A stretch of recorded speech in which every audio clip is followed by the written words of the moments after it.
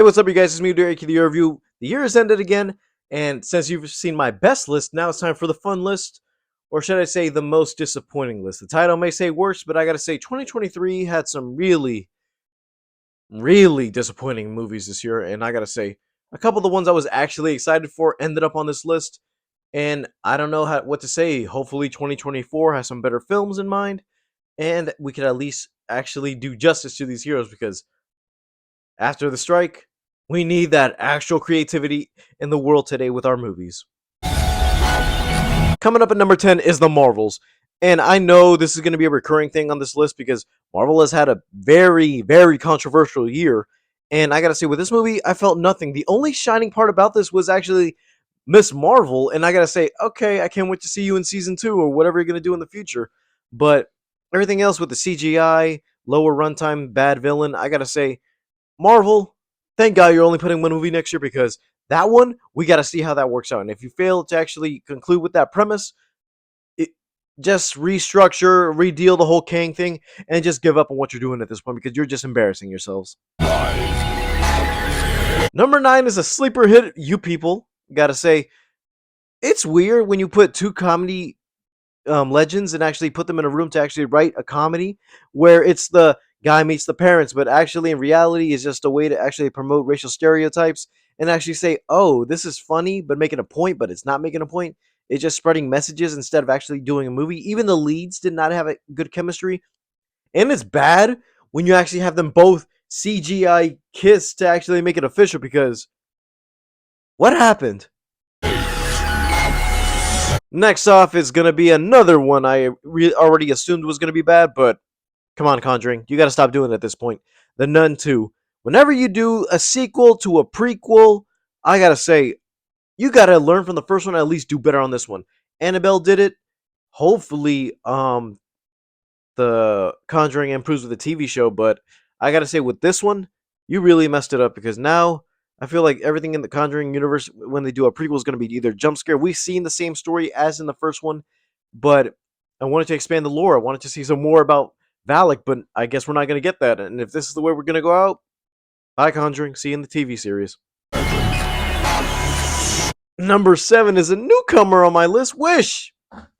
Disney, same with you. The Marvel Cinematic Universe is struggling, and I gotta say, you guys are really struggling with your animation department because I don't know what this was. This was either 2D, 3D, live action, stop motion. I don't even know what this was. You try to do Spider Verse without actually seeing the unique art style of Spider Verse. This could have been a good animated film, or you could at least done it hand drawn as a way to represent your 100th anniversary. If this is the 100th anniversary, I gotta say, guys, do better.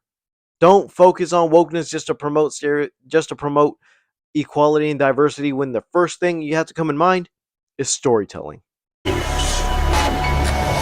This one isn't even much of a surprise because I knew it was going to be bad, but then again, I expected it to be at least a bit enjoyable, but this wasn't. Winnie the Pooh, Bud and Honey. So when that trend when everybody was trying to make horror characters as actual cartoonish kid characters, that was interesting. Didn't expect it to go the way it did because Winnie the Pooh, it had a good premise. I gotta say that with the Grinch coming out last year on my list too, and they delayed the Winnie the Pooh. I said, okay, so hopefully they got something in mind because they saw the reception of the Grinch and they must have changed it, right? Nope, they did not at all. So I gotta say, with the sequel, now that you have full creativity and a bigger budget, hopefully we can get the movie we should have gotten. Ant-Man and the Wasp: Quantumania. The MCU hasn't had a bigger disappointment than this one at the beginning of the year as towards the end of the year because what was this, man? We had a good idea in mind to lead up to our new Thanos, and he was the best part of the movie, not gonna lie, but with everything else with bad CGI, bad jokes, I gotta say, with the MCU, the way Phase 5 started, I'm surprised how far we've gone from actual hype and enjoyment from Phase 3 and Phase 4 actually being the thing that actually deviated the fans from the actual movies because after 2021, I believe, was when No Way Home came out. After that was just hit and miss. This one might be good. The next one might be terrible. Everything coming out from the MCU next year is going to be at least enjoyable with Echo and Deadpool 3. I got to say, MCU, please actually dial it back on products and quantity and focus more on quality. Another legacy sequel that didn't live up to the hype and actually copied notes from its previous entry, which the last film in that trilogy was terrible, and so was this one at the start of a new one, The Exorcist Believer. The same premise we saw in the original Conjuring, everything beat by beat, nothing different, even bringing back legacy characters to not even improve the story or continue it on, just to actually ruin them in the process. I don't even know if they're going to still go forth with this Exorcist trilogy, or at least this be the sequel that happened.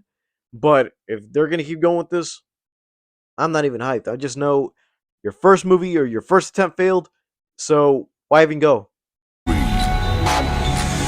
We're into the top three now, and I gotta say, this one, it did not deserve the ending it got, and I gotta say, really terrible way to end off a good character with Indiana Jones and the Dial of Destiny. I was hyped, being honest, after Crystal Skull, and looking back, Crystal Skull felt like a good ending to the actual Indiana Jones movies, and not just butchering characters just for the sake of it. Even the first 20 minutes of DH Indy felt like a good companion piece to the original movies where, oh, that's the ending right here. This is a good adventure. We had it, it ended. Good. Not a full 2 hours and 45 minutes of just CGI nonsense, actual plot points not mixing up to anything, and butchering the indie character as a whole, making him old, not being able to go on as he can, being all depressed, and I guess that's the trend moving forward with our legacy sequels. Number one and two, I kept backtracking them back and forth where I'm like, okay, this is number one. No, that's number one.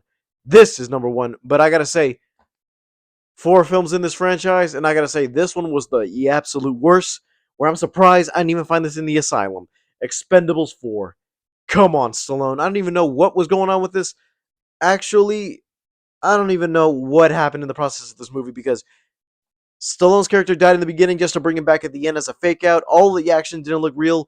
Fast X had better action than this movie, and I gotta say, if you're gonna keep going with this whole trend of old school actors as actual iconic movie stars, don't do that. I feel like this franchise is running down its stream, and I gotta say, please don't do another one of these because I don't want to see anybody else butchered in this franchise. Now we hit number one, and I gotta say, I'm more conflicted because I was gonna leave this movie out of my list, either best or worst. But I gotta say, no, with rewatchability, I gotta say, you really killed off a universe in the worst way, and not because of the movie itself, but because of the creativity behind it and because of the actor involved in this too, The Flash. I didn't want to put this on either one of these two lists, but it had to end here. I rewatched it just in case. I'm like, let me see my feelings towards this. And nope, terrible CGI, terrible direction. You can tell the change of story and where the reshoots look like in between takes. But I gotta say, with this movie, at least you're not the way to end things off. Aquaman 2 was fine, but at least it didn't end off with the Flash. You brought back Ben Affleck's Batman just for a bit, for the good time of screen time he had. Michael Keaton's Batman just to kill him off. Even our first Latin Supergirl into the DCEU, only to butcher her in the last couple minutes without any resolution, or at least closure to her character. And I guess that's the last time we're going to see her. And Ezra Miller, gotta say, bye bye. I don't even know what to say anymore. This movie happened. It's done. And hopefully James Gunn can bring some light into this in our new DC universe. And that is it, guys. That's my list of 2023. I didn't want to call this the most worst list because I feel like these weren't bad in case of the sense of, oh, these are the worst movies. Don't ever watch them. I'm like, no, I was disappointed in these movies. I would call it a disappointing list, but that doesn't detract as a good way to actually market this thing. So worst it is. All right, guys, did you watch any of these movies? If you did, please let me know in the comments down below. Leave a like, subscribe if you haven't already. All my social media down in the description below. And I'll see you guys next time. Bye, guys.